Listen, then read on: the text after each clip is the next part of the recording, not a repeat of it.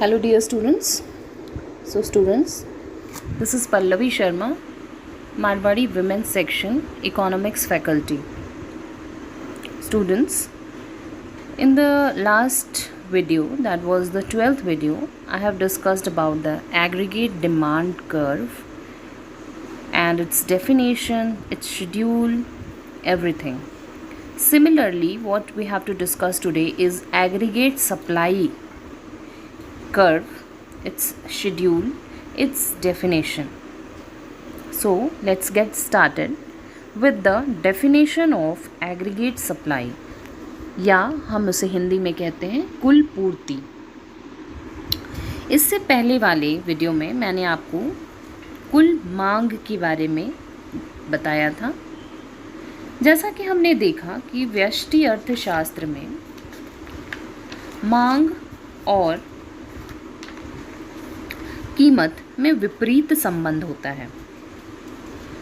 समष्टि स्तर पर इस संबंध का सामान्यीकरण करते हुए हम कह सकते हैं कि सभी वस्तुओं तथा सेवाओं की मांग का कीमत स्तर से विपरीत संबंध होता है।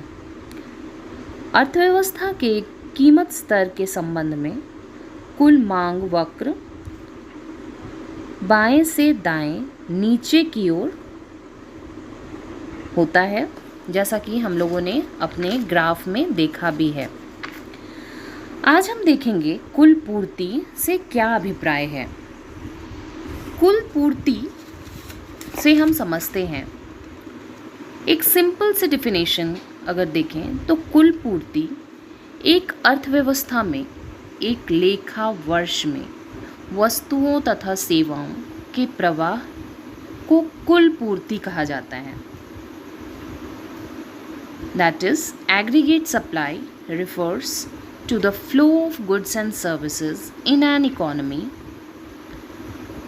in an accounting year.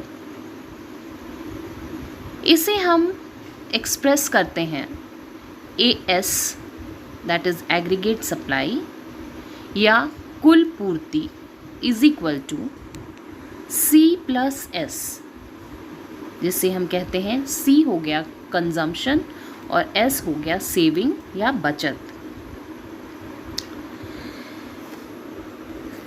इस एग्रीगेट सप्लाई के कुछ व्यवहार होते हैं या बिहेवियर होते हैं जो मुख्यतः दो तत्वों पर निर्भर करते हैं, जैसे उत्पादन के साधन पर और उत्पादन के तकनीक पर।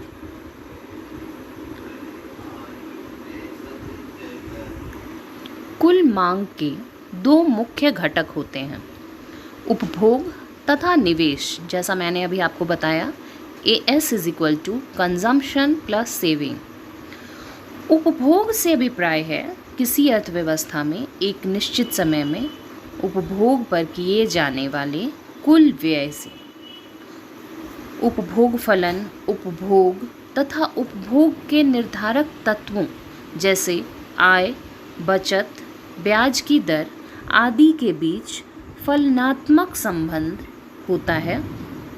उपभोग तथा आय में फलनात्मक संबंध जो होता है उसमें हम कहते हैं आय के बढ़ने पर उपभोग व्यय भी बढ़ता है, लेकिन उपभोग में होने वाली वृद्धि आय में होने वाली वृद्धि से कम होता है।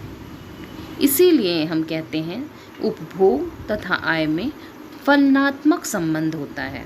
That is consumption and income has a functional relationship.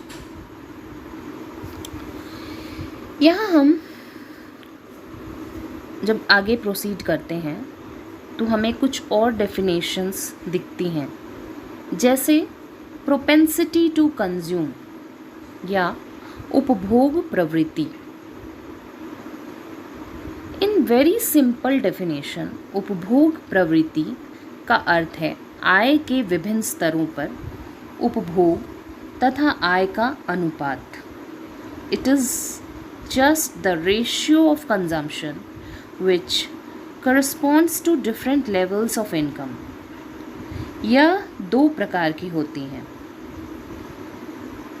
One is average propensity to consumption and second is marginal propensity to consumption.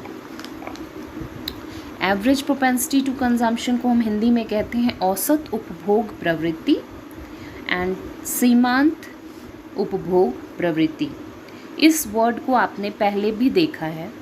मैंने कहा था कि जब भी मार्जिनल वर्ड आएगा आप समझ जाएंगे there must be change in the framework. तो उपभोग प्रवृत्ति का अर्थ है आय के विभिन्न स्तरों पर उपभोग तथा आय का अनुपात. Average propensity to consumption is the ratio between total consumption and total income. कुल उपभोग तथा कुल आय के अनुपात की औसत उपभोग प्रवृत्ति कही जाती है.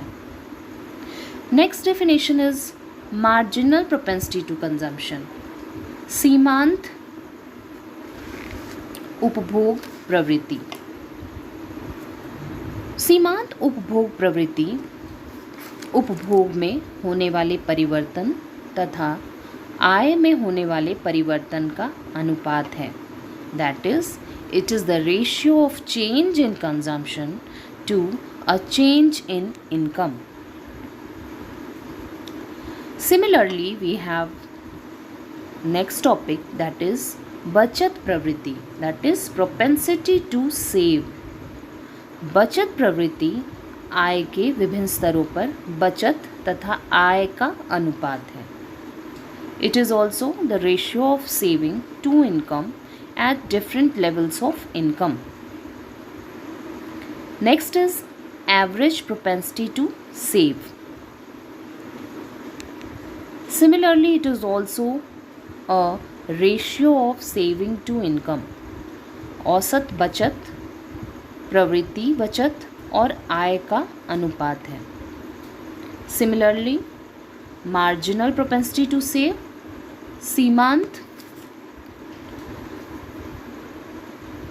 उपभोग प्रवृत्ति. It is the ratio of change in saving to a change in income. सीमांत बचत प्रवृत्ति बचत में होने वाले परिवर्तन तथा आय में होने वाले परिवर्तन का अनुपात है. यह सब मैंने आपसे डिस्कस किया है. यह सब कहीं ना कहीं डेफिनेशंस के पार्ट हैं. इन डेफिनेशंस को समझना ज़रूरी है, तभी हम इसके ग्राफ से इसको समझ सकते हैं. सो in my next video, that will be the 14th video, which I will show the aggregate supply schedule and aggregate supply curve with these definitions in the mathematical form. Thank you.